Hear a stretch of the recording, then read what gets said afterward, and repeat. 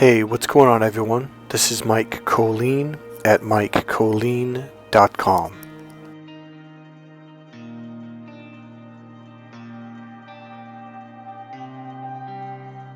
Narcissist, cancer, and suicide. Is there a connection? Yes, absolutely there is.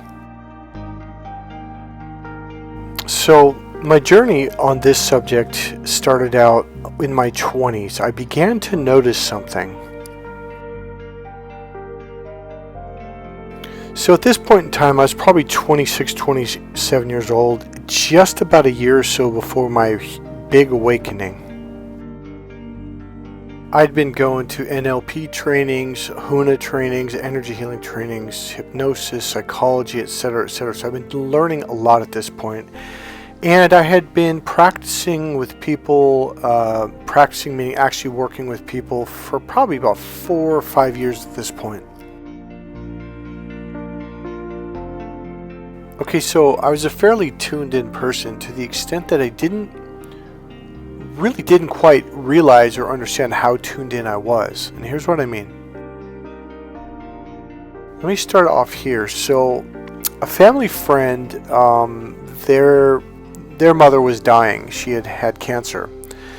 So pretty much everybody was there at the hospital, and I came and I was the last person there. So there's probably 12 people in the room, and she was in bed, and she was kind of shy and timid and kind of curled underneath the covers. And there's a reason for that, so I'll get to that in a second. So I didn't quite understand what I was doing. I'd been doing it since I was a child, and this is why a lot of people, monks and other energy healers, believe that I was born with these abilities when I came into this life. Because again, this is something no one had ever taught me. In fact, I wasn't even conscious of what I was doing until probably at that moment or just a little bit after. So what I was doing was I was scanning the room, the energy in the room, her energy, and family members, her husband, etc. And without realizing it, I was looking for the person who was draining her energy. Now, mind you, this was decades, I would say, before I really learned what a narcissist was and that they suck the life force energy out of you. So I figured out who it was, and for some reason, I don't know what it was, but I just knew, okay, here's what happened. I remember. So one of the sons had told me, yeah, this is like, I think it was her 3rd or 5th time or something in the hospital. So this had been going on for years, decades. And I was like, really? He's like, oh yeah, this isn't the first time she's gone through this.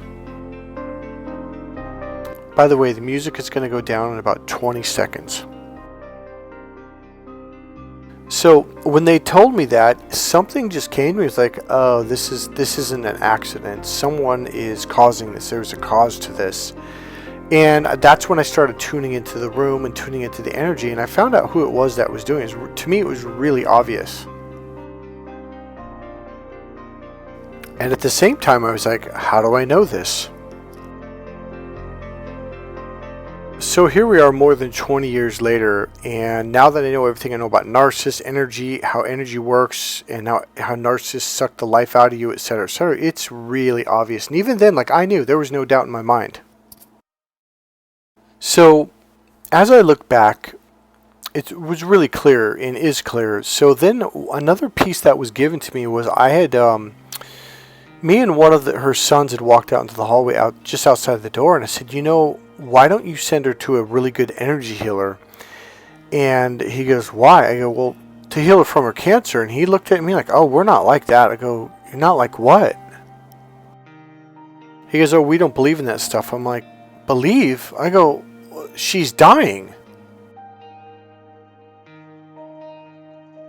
Now I'm figuring, back then they probably charged about $60 per session or something. It wasn't much. And I was just like, and I even said that, and I'm like, no, like they were just not open to the possibility. And I thought, well, like, what do you got to lose?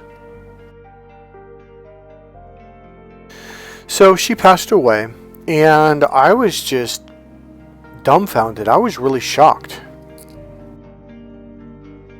So he and I walked back into the room after the conversation, and I remember tuning into her energy, and I was essentially,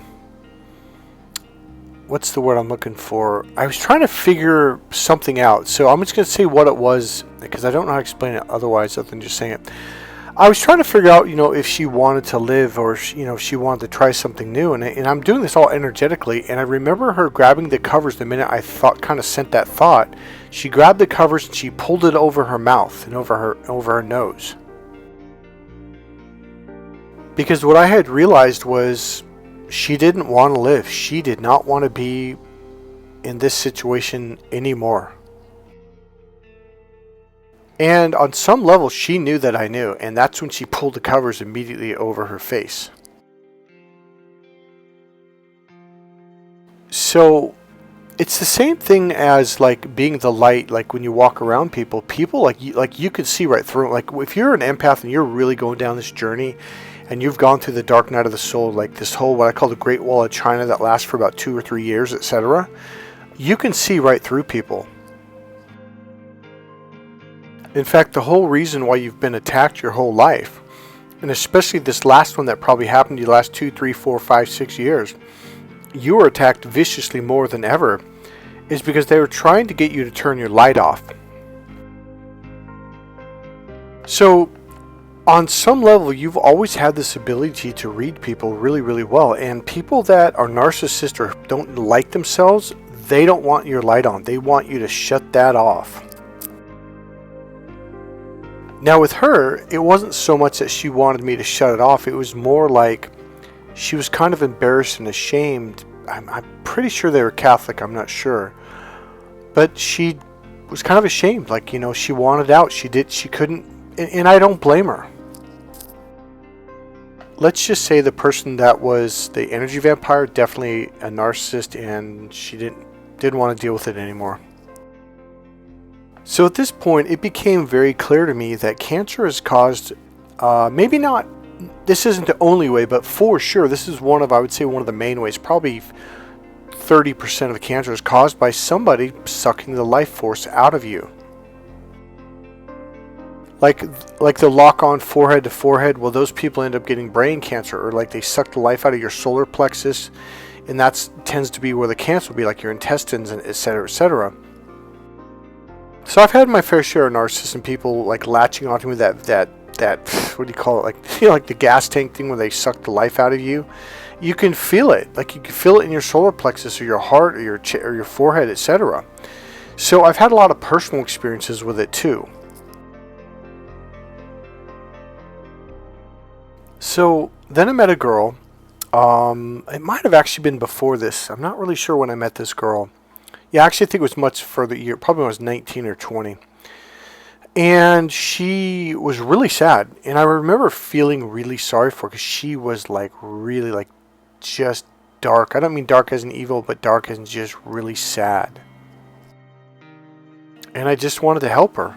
And so she came over a couple times, and I tried to talk to her, but she wouldn't talk. And I remember the second time she came over, because she would literally at one point, about an hour and a half later, just got up and left. And I was surprised when she came back. And we sat down, and I remember I turned the light on. And she goes, can we turn the lights off? I was like, yeah, sure. And she was, it wasn't a romantic thing. She was sad. And so I was like, all right. And I figured, well, I'm just going to like be here for her. And I remember I tried to talk to her, and she goes, can we just not talk? I was like, yeah, sure. Like, now I didn't know what was going on. I was confused. But she was really sad. And so she came back a third, maybe a fourth time. And I would just be there with her. That's it. I think I kind of held her, and maybe sat next to her, but it was just a very kind of being as compassionate as I could be. Now, at the time, I had just gotten away from my family. I had just got my first apartment, and it was, what's the word I'm looking for? escaped all the abuse, and I wasn't completely out because I didn't really understand what was going on, but at least I had my own place, and I wasn't getting verbally beaten down, even physically. So I definitely had depression myself. My best friend just died, and I was going through a really hard time myself, etc., etc. And so here's what happened. I had, after about an hour, again, this was the third or fourth time, I said, what's going on? You need to talk to someone about what it is. And she didn't at first. It took another 15 minutes of me prodding and saying, I think it would help you, find someone. So long story short, she just looked at me and she just said, I killed my boyfriend. And I was like, what? And I don't know if that was exactly what she said, but here's what happened. Again, I don't remember if that's exactly, but it was something like that. And then I go, wait, what do you mean? She goes, well, I convinced him to kill himself. And so I was like, well, I think you're taking responsibility for someone who, and she goes, no, you don't understand. Like, I was always saying this to him, that he should just kill himself, and just like over and over. And the funny thing is, my family was like that to me. And she said, no, you don't understand. And she goes, and even when, I don't know if we had texting back then, maybe it was the beeper phone or the beginning cell phones, but long story short, she had said to him, well, just do it, just be a man and do it. And he did it. So she just cried and cried, and I held her, and I'm just thinking, like, I don't know if I'm strong enough to be around this, because like now, I don't know how I knew it back then, but I just thought, man, she might do the same thing to me, and I'm not in a good place. My best friend just died, and I've been abused my whole life. The whole narcissist thing. Now, I didn't know that word narcissist back then, but I was just like, man, I don't know if I could do this. So I asked her why, and she goes, I don't know. And she goes, I just remember her saying, I'm forgetting a part right now, but I remember her saying, like, I didn't really realize what I was doing until he killed himself, and then I regretted it from that point forward. She goes, I can't believe that what I was doing and why I said it. So she felt tremendously guilty about this. Long story short, we never talked again. She never called. She never anything. So then let's fast forward to about 10 years ago, approximately. I don't remember if it was that then, but I had this friend. And he had a picture of a friend he had known about 10 years before, so in their 20s. And I'm like, well, why do you got a picture of that a guy up on your dresser? He goes, well, that was my best friend. I was like, okay. And he goes, he killed himself. I was like, oh. So then a couple months later, he had told me about someone else that he had known a while back who was his best friend, also that had killed himself too. And I was like, okay. So then his most recent best friend had died of brain cancer. And I'm just looking at this guy like, oh, you got to be kidding me. And then his dog died of cancer too. So depending on how well you are tuned in, when you tune into, like if you've dealt with a narcissist and you've felt them lock onto your forehead, your heart area, or your solar plexus area, like you can feel the energy being drained from you. So I did a video recently about how narcissists, their brains, they are underdeveloped, and also how they can cause a form of brain damage in their victims. I mean, this is now being documented, okay? This is medically documented, etc., okay? So there's a lot of YouTube videos on this. Now, I made a video about this, I think it was about a week ago, maybe 10 days before this video comes out. So I'm not going to get into that right now, but I began to notice that these people that had this, I'm going to call it this energy, it's really like obvious at this point to me in my life, like certain people have this kind of like this dark, scattered, staticky energy. So then there was one of my clients who had cancer that I healed, medically proven too. The doctor had actually done a biopsy, etc. on it. And the doctor completely wrote her off before she was referred to me. And I ended up going down to meet the family. They live quite a ways away from me. And the first thing I noticed that when I walked into the room was, what is causing this? Because Cancer doesn't just cause itself. Something has to be causing it. And it became really obvious at this point, like, where is it coming from? Who's causing it? What's the conflict? So when I walked into their house, we were in this big kitchen dining room area, and everyone was kind of spread out because they kind of looked at me like, whoa, and I was like, why are they looking at me? Because they kind of looked at me like I was Jesus, like I walked on water. Well, I've never walked on water. So it kind of freaked me out. Like, nobody was talking to them like, hey, I'm just a normal person. They all kind of laughed like, oh, okay. So it's just I don't know, it's not even a habit. It's just like I'm always wide open. I'm always tuned into the energy wherever I go. So that was one of the first things, because just because she had been healed doesn't mean that the cause of it has stopped. So that's really what I had to discover. Like, what is the cause of this? In her case, I don't want to say I suspect someone, but in her case, there was something that was probably 90% the cause of it. It was an issue she had as a very young lady. I think she was about 9 or 7 or something. Something had happened to her. I don't want to go into it. And she didn't want to heal that. I said, hey, I am 90% sure this is what's draining the energy, and this is what's causing this conflict inside, etc. I get that I healed it, but if we don't find the cause, well, long story short, she did not want to deal with it. So she's like, no, I'm not, nope. And she didn't want to deal with it. So here's my point, my message in all of this is, if you are around an energy vampire, someone who causes conflict and argues, it's like, okay, I'm going to be really honest with you. Like, I had this gut feeling my family was trying to get me to kill myself. Well, because they would say it. And I would even said to my therapist or energy healer in my 20s, like, it's like they want me to kill myself. Well, they do. And this is why they're gaslighting you. They're trying to get you to turn against you.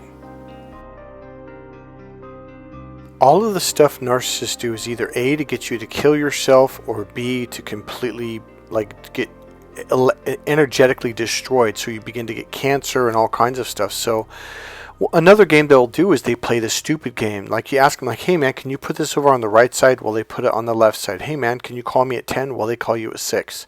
I mean, they're doing this to cause confusion, doubt, and because this can literally cause cancer in your brain. So when people play stupid, don't be around them. If they're always like, oh, I'm sorry, you know what? Just get them out of your life. Cut them out of your life. When you are feeling confusion and stress and frustration, this is toxic energy. So what does the Bible say? Something like, I forget, labor the fruits, or fruits of their labor. Like, are they happy? Do you feel happy around them? Are you enjoying yourself? Do you feel energized? Do you feel vitality? Do you feel vibrant? Do you feel loved? Do you feel happy? If you're not feeling those positive experiences around someone, you probably shouldn't be around them. So if on the other hand you're feeling doubt, confusion, you don't believe in yourself, you feel suicidal, you feel pressure, frustration all the time, I would really, really immediately get away from those people. If people are not supportive of me, I won't have nothing to do with them. You see, the thing about it is the toll that you're going to take, because look, this is a game to them, and I don't mean, guys, you got to understand, it's not just like it's just them in their own little world. No, they've got other narcissist friends, okay? And they make bets. Like, I bet you I can get this person to kill themselves by before their next birthday, or I bet I can get this person to harm themselves, or I can do this, I can trick them, or I can get them fired, or it's a game. Or hooked on drugs. And the energy vampiring thing that screws up your energy system that causes cancer, it's like, I'm not going to say that they're trying to do that on purpose, but they're sucking the life force out of you, and what happens is the healing energy doesn't go through your body the way it's supposed to.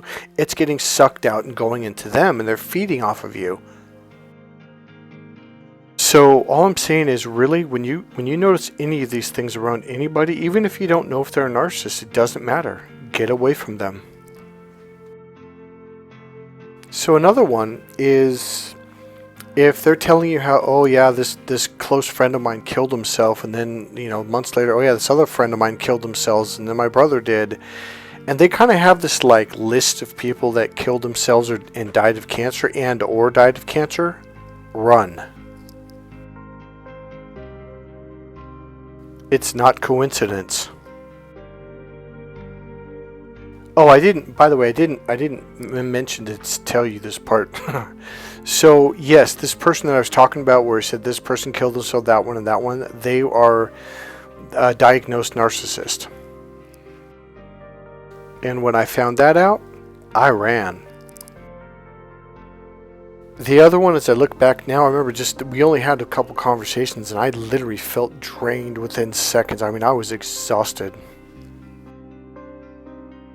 Life is a choice. When you start recognizing negative things about people, negative energy, you feel drained, exhausted, confused, etc., get away. Because then you can find better people. And let me tell you something, on the other side of the fence, it is a lot better. I'm energized all the time. I'm vibrant all the time now. Life is good. Make the tough choices now and your life's going to improve. Hey, this is Mike Kollin at MikeKollin.com. I hope you guys enjoyed this video, and I hope at the very end I gave you some tips there that can help you in the future. Alright, that's it guys. God bless you. If you liked this video, please click subscribe. Click the like button. That makes a big difference when it comes to YouTube sending traffic. So subscribing and clicking the like button makes a difference. And as always, there's a donation link right there in the description box. It's a PayPal link. If you want to donate, go ahead and click on that link. Alright, God bless you guys. I'll see you in the next video.